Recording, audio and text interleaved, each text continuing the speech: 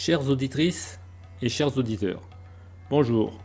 Nous voici arrivés au 7e épisode de nos podcasts. Comme d'habitude, celui-ci commencera par un message de Jacques Delors, ancien président de la Commission européenne. Ce message sera lu par Pascal Lamy, ancien commissaire européen. Je vous souhaite une bonne écoute et n'hésitez pas à laisser un commentaire. Merci. Chers amis, je vous invite à écouter pour revivre à 35 ans une aventure fabuleuse et unique dans l'histoire européenne qui a été le premier rallye raid Paris-Pékin en 1988. C'était 2 ans après ma première visite officielle comme président de la Commission européenne à Pékin.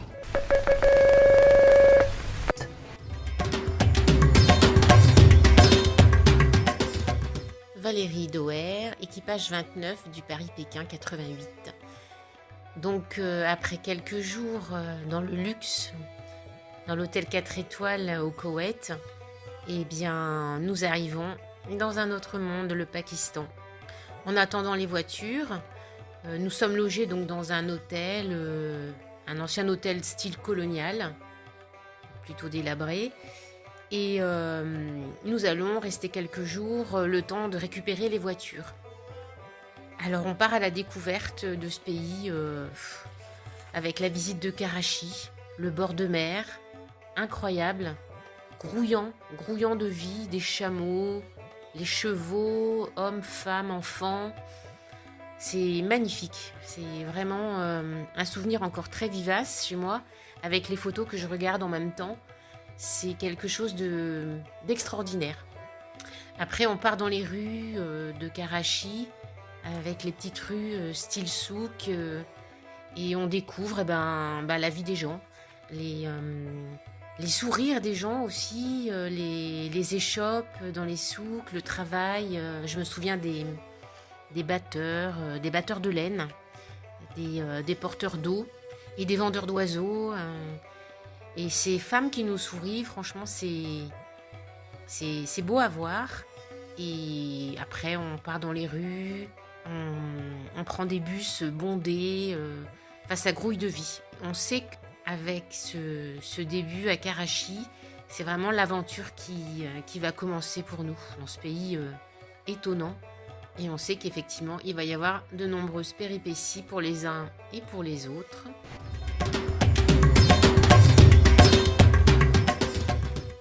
Témoignage de Christophe Zeskiemager, un des 2 participants belges. Voici mon témoignage, l'arrivée ainsi que la traversée du Pakistan. C'était le 2 août. On est parti en avion du Koweït vers Karachi, un vol de plus ou moins 3 heures.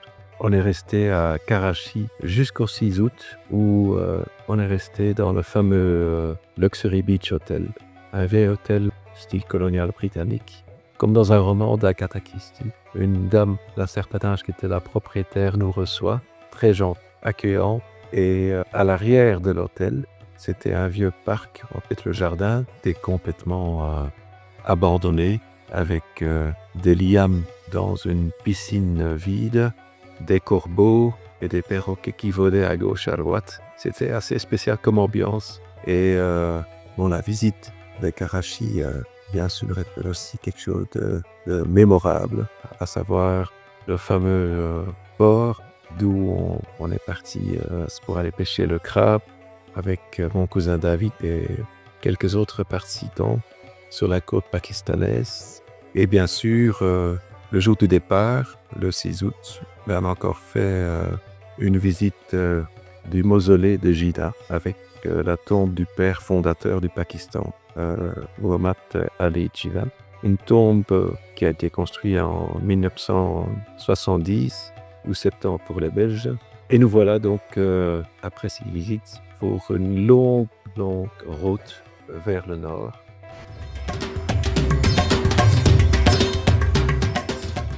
Témoignage de Jean-Claude Thor. Nous sommes arrivés à Karachi. Il y a quelques heures, nous étions encore à Koweït City, au milieu du désert, dans une chaleur torride.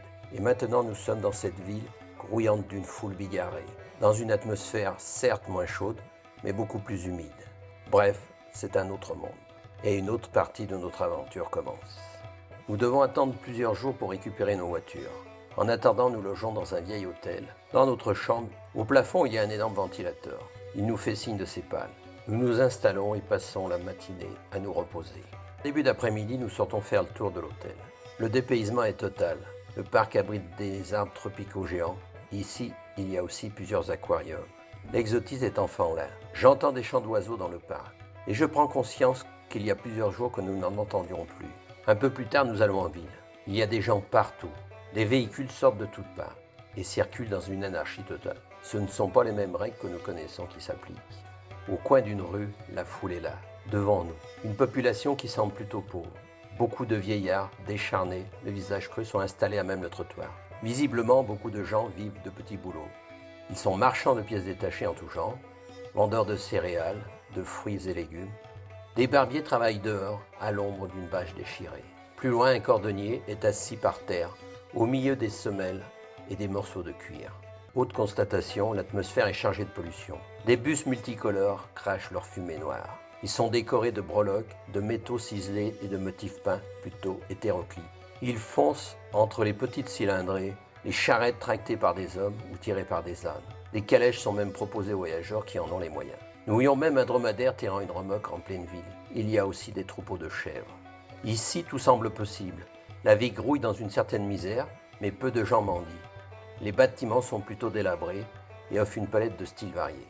Il est impressionnant de voir des immeubles construits à l'aide d'échafaudages en bambou. Nous rentrerons de cette première visite crevés. Un regret, ne pas pouvoir fixer plus de souvenirs sur la pellicule. Par pudeur, nous ne photographions pas les gens, qui sont plutôt réticents à se laisser photographier. Le soir, nous mangerons aux grilles de l'hôtel, avant d'aller nous coucher.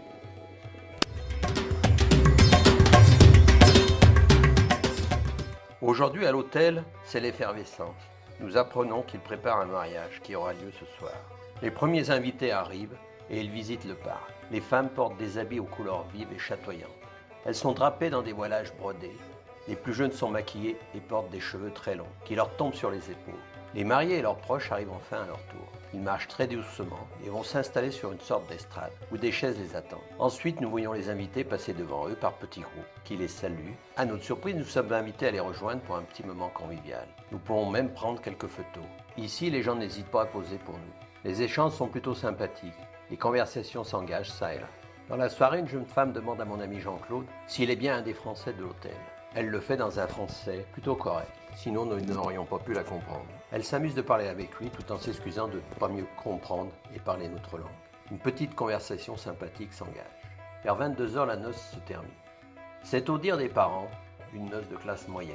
Il y a quand même environ 500 personnes tout de même. Témoignage de Guy Pacalin.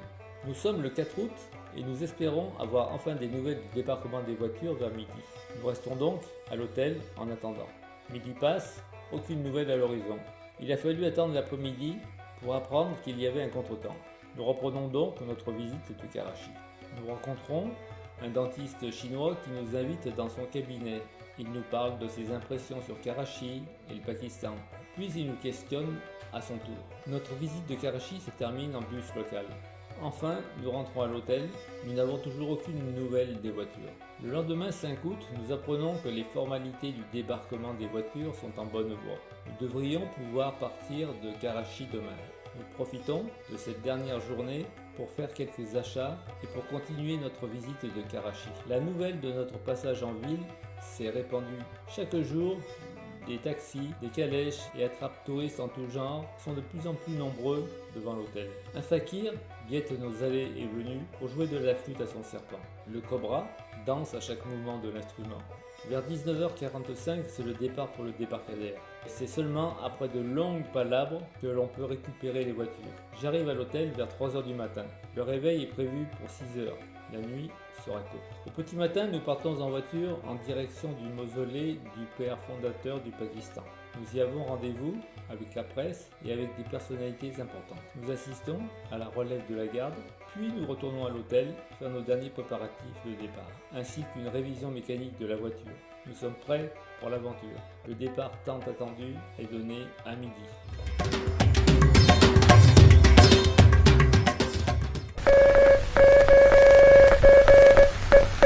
Ce 7e épisode a été réalisé par Guy Pacalin, un des participants du rallye Paris-Pékin 1988.